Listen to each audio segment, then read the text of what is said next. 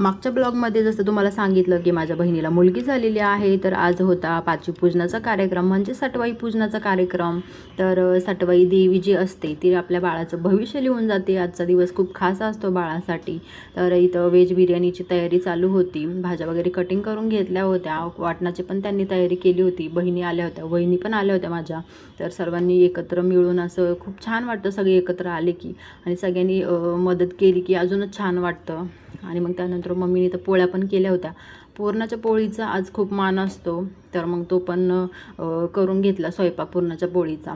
त्यानंतर दुपारच्या जेवणामध्ये फक्त मसाले भातच केला होता आणि तोंडी लावायला लोणचं घेतलं होतं.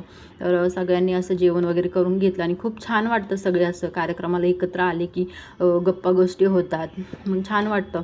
मग बाहेर व्हेज बिर्याणीची तयारी चालू होती आणि मग संध्याकाळी सगळे आले होते पाहुणे. तर सटवाई पूजन करून घेतलं आणि मग त्यांनी निवेद वगैरे दाखवून घेतले आणि आम्ही दिवे पण केले होते. आपले जे पुरणाचे दिवे असतात पिठाचे ते पण करून घेतले होते आणि छान पूजा वगैरे करून घेतली. त्यानंतरून आजचा दिवस खूप खास होता. तर मग सगळ्यांना बर्फी वगैरे दिली आणि सगळ्यांनी आनंद व्यक्त केला आणि खूप छान वाटलं.